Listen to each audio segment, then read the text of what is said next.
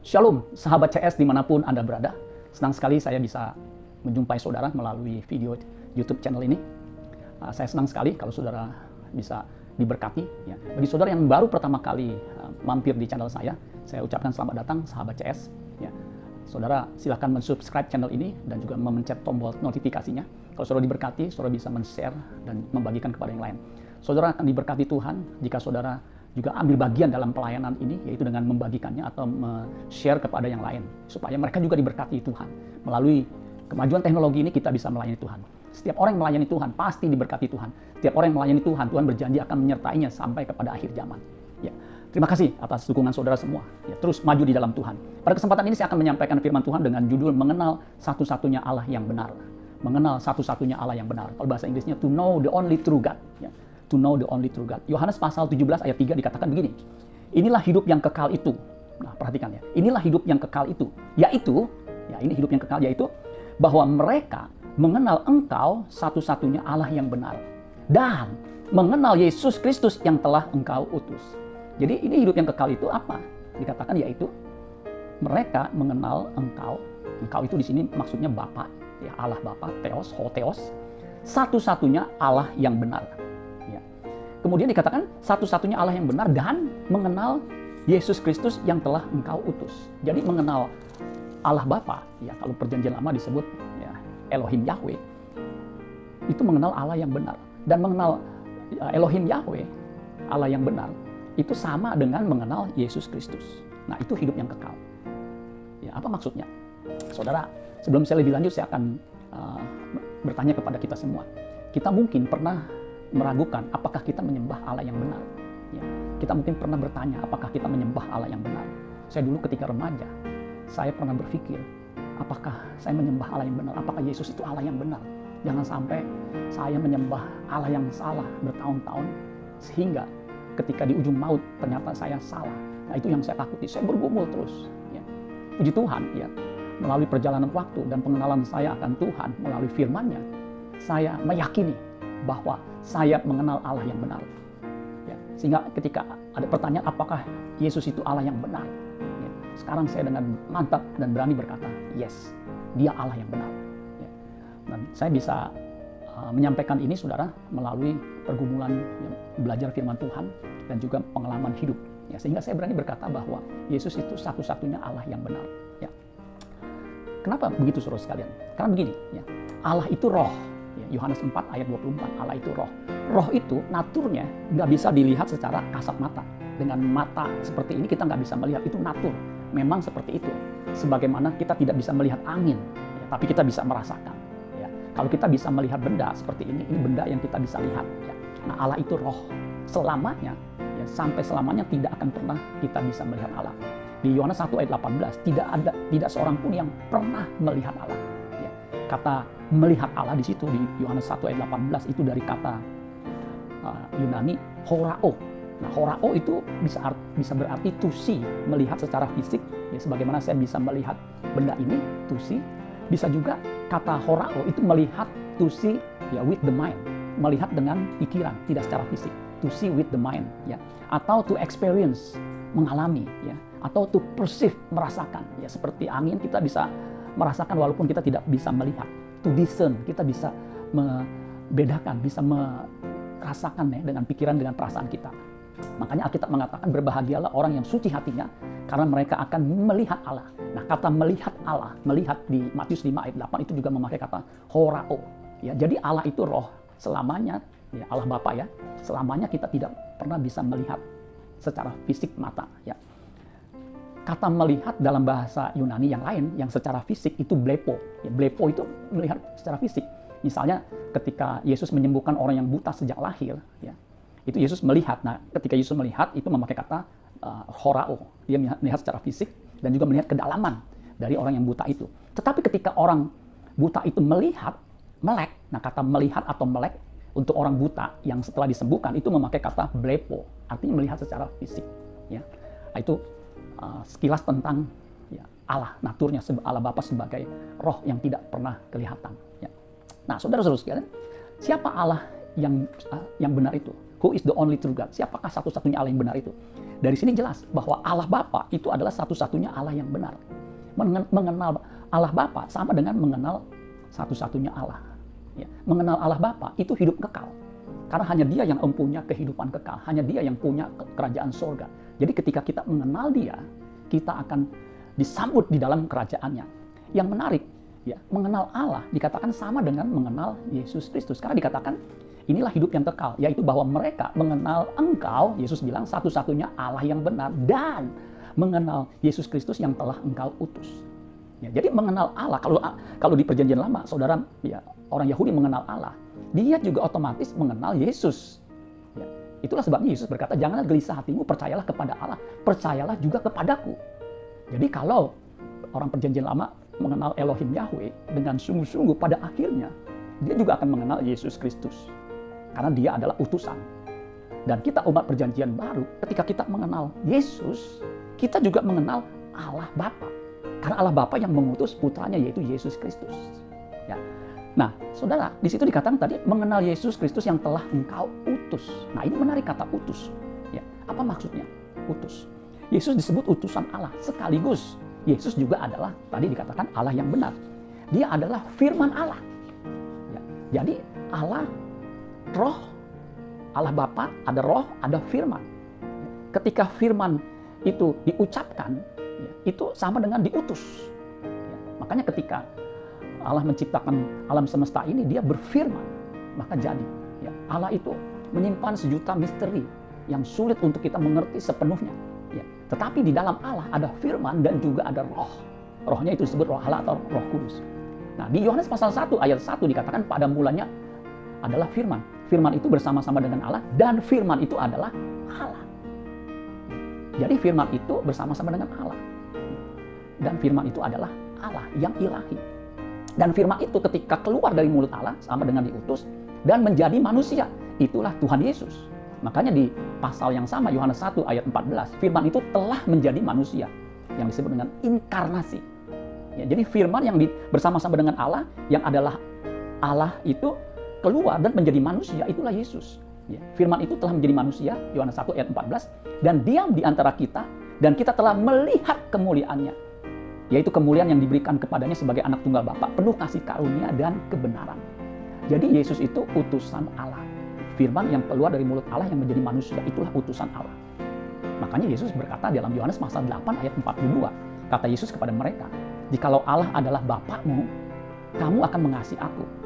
Sebab aku keluar dan datang dari Allah. Jadi firman yang keluar, datang dari Allah, itulah Yesus. Dan aku datang bukan atas kehendakku sendiri, melainkan dialah yang mengutus aku. Sama kalau saya boleh analogikan. Ya.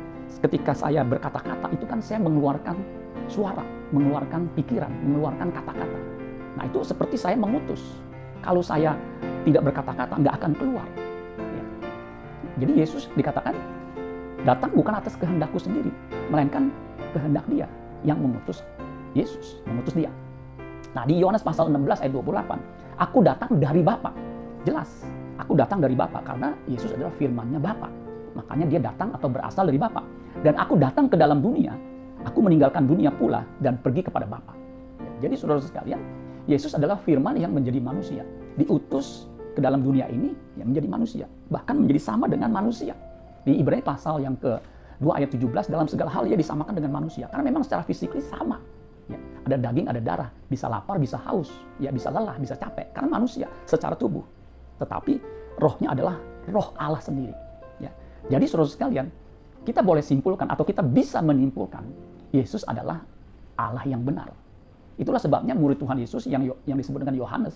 Ya, Yohanes, murid Tuhan Yesus, dia menulis dalam surat Yohanes pasal 1 Yohanes 5 ayat 20. Nah ini murid yang dikasihinya, yang sangat mengenal Yesus. Dikatakan begini, 1 Yohanes 5 ayat 20. Akan tetapi kita tahu bahwa anak Allah telah datang dan telah mengaruniakan pengertian kepada kita, supaya kita mengenal yang benar. Dan kita ada di dalam yang benar. Di dalam yang benar. Di dalam anaknya Yesus Kristus. Jadi berkali-kali yang benar, mengenal yang benar. Ya. Supaya kita mengenal yang benar. Dan kita ada di dalam yang benar. Di dalam anaknya Yesus Kristus. Dia adalah Allah yang benar. Dan hidup yang kekal. Jadi saudara sekalian, Yesus itu Allah yang benar. The only true God. Allah yang transenden. Yang tidak terhampiri, kemudian menjadi Allah yang imanen, itulah Yesus. Yang disebut dengan Immanuel, yang bersama-sama dengan kita secara fisik. Makanya nanti ketika kita kembali kepada Bapa di sorga, kita akan melihat dia muka dengan muka. Siapa? Yesus Kristus. Yang kita bisa lihat secara fisik, muka dengan muka. Ya. Jadi mengenal Allah ya sama dengan mengenal Kristus, atau sebaliknya mengenal Kristus sama dengan mengenal Allah Tritunggal, Allah Bapa. Ya. Nah, konsep Tritunggal ini sebenarnya pernah ditanyakan oleh para murid di Yohanes pasal 14. Nanti suruh baca ayat 1 dan seterusnya. Nah, saya akan bacakan ayat 7 Yohanes 14 ayat 7 sampai 9. Dikatakan gini, sekiranya kamu mengenal aku, mengenal Yesus, Yesus bilang, pasti kamu juga mengenal Bapakku. Sekarang ini kamu mengenal dia dan kamu telah melihat dia. Nah, kata melihat di situ horao. Horao tadi ingat bukan hanya bisa melihat secara fisik, tetapi juga secara pikiran, perasaan, ya, perceive, bisa mengalami, ya, begitu. Ya. Saya ulang lagi, sekarang ini kamu mengenal dia dan kamu telah melihat dia. Kata Filipus kepadanya, Tuhan tunjukkanlah Bapa itu kepada kami. Itu sudah cukup bagi kami. Ayat 9, kata Yesus kepadanya, telah sekian lama aku bersama-sama kamu, Filipus, namun engkau tidak mengenal aku. Ya, ini di sini memakai kata ginosko, ya, di ayat 9, mengenal itu. Barang siapa telah melihat aku, horao, ia telah melihat Bapa. Ya. Melihat Yesus yang bisa dilihat secara fisik pakai horao, sama dengan melihat Bapa. Horao, yang Bapa nggak bisa dilihat secara kasat mata, karena dia roh. Horao, tapi kita bisa mengalami, kita bisa merasakan, kita bisa mengalami, mengenal biasa bersama-sama dengan dia. Ini luar biasa, saudara. Jadi, jelas. Ya.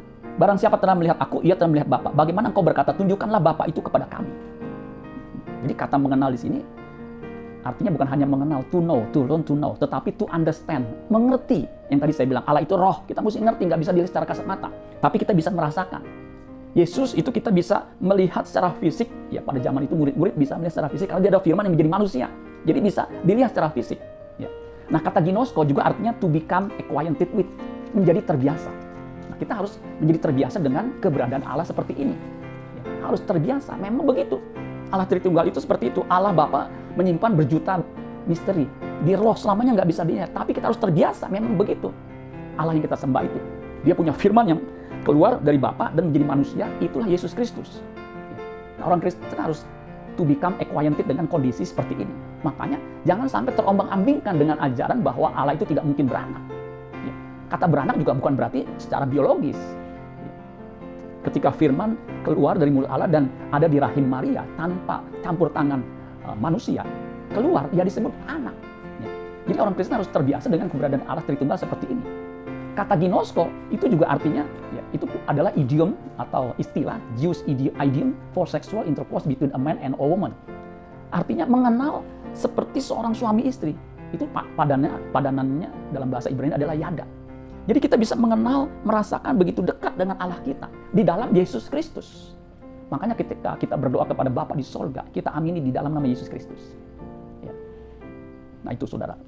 Jadi bagi umat perjanjian lama mengenal Tuhan Allah, Elohim Yahweh, sesungguhnya pada akhirnya akan mengenal Yesus Kristus. Karena seluruh perjanjian lama itu memuncak atau mengarah kepada satu pribadi, yaitu Tuhan Yesus Kristus. Ya, Alkitab perjanjian lama itu kitabnya orang Yahudi, Pentateuch, dan seterusnya, kitab nabi-nabi dan surat-surat, ya itu ada Amsal segala macam, itu ya adalah kitabnya orang Yahudi. Ya. Dan orang Kristen tidak hanya berhenti di dalam perjanjian lama, tetapi ke perjanjian baru. Ya. Nah, jadi saudara sekalian, kenapa kalau kita ya sebagai orang umat perjanjian baru mengenal Yesus sama dengan mengenal Bapa di sorga, sedangkan perjanjian lama mengenal Bapa di sorga sama juga mengenal Yesus. Karena begini, Yesus itu adalah gambar dan wujud Allah. Kolose 1 ayat 15. Ini dengan ilham Roh Kudus. Rasul Paulus berkata begini, dia menunjuk Yesus maksudnya adalah gambar Allah yang tidak kelihatan. Tadi Allah itu tidak kelihatan, naturnya dia roh, nggak bisa dilihat, nggak kelihatan. Yang sulung lebih utama dari segala yang diciptakan. Jadi Allah yang tidak kelihatan itu, yang bisa kelihatan dari yang transenden menjadi imanen, yang disebut Immanuel, itu Yesus. Yang lebih utama dari segala yang diciptakan. Dia bukan ciptaan, karena dia sudah ada bersama-sama dengan Allah. Makanya Nabi Mika mengatakan kerajaannya sejak purbakala, dari kekal sampai kekal, karena dia sudah bersama dengan Allah. Sebagaimana Allah itu kekal, dia juga kekal. Ibrani 1 ayat yang ketiga dikatakan, ia adalah cahaya kemuliaan Allah dan gambar wujud Allah dan menopang segala yang ada dengan firman-Nya. yang penuh kekuasaan. Dan setelah ia selesai mengadakan penyucian dosa, ia duduk di sebelah kanan yang maha besar. Maha besar ini Elohim Yahweh, di tempat yang tinggi. Jadi Yesus itu adalah cahaya kemuliaan Allah, gambar wujud Allah. Jadi Allah yang berwujud, yang ada gambarnya itu Yesus Kristus. Ya, firman yang menjadi manusia.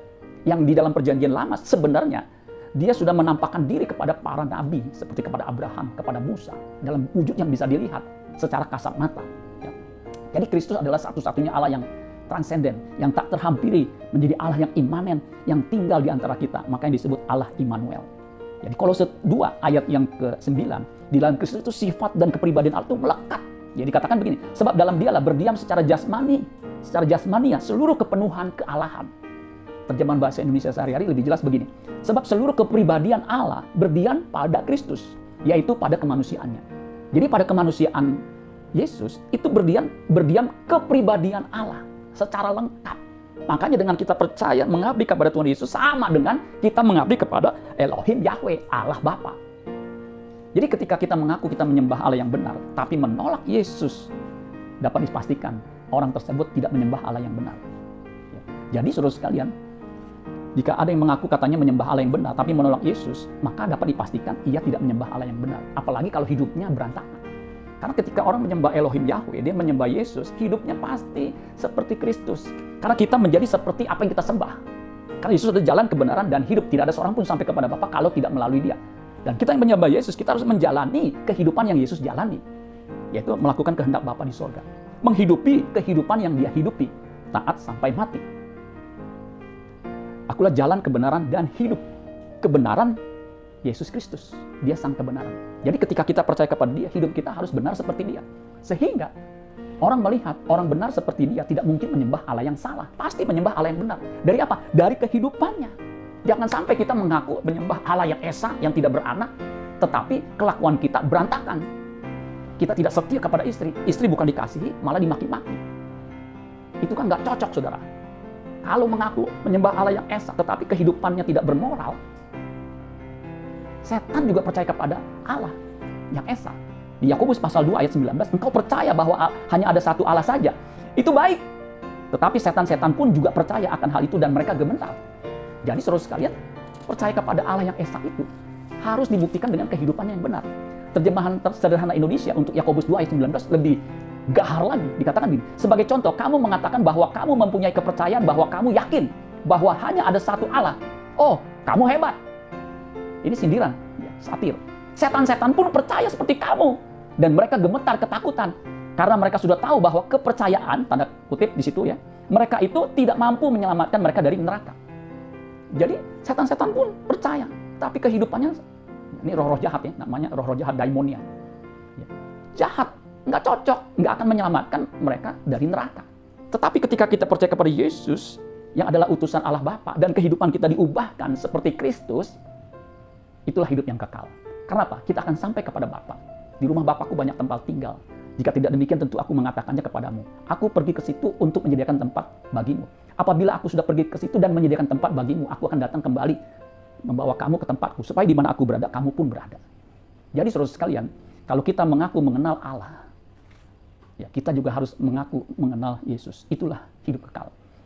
Itu sebabnya mengenal Yesus dan menjalani kehidupan seperti kehidupan Kristus. Itu yang menyenangkan hati Bapa. Karena Yesus memberi contoh teladan. Hidup sebagai anak Allah yang menyenangkan hatinya. Sehingga Bapa berkata, inilah anakku yang kukasihi, kepadanya lah aku berkenan. Baiklah saudara sekalian, biar saudara boleh mengenal Allah yang benar. Yaitu di dalam Yesus Kristus. Yang ditunjukkan dengan kehidupan, kelakuan yang makin berkenan di hadapan Bapa di sorga.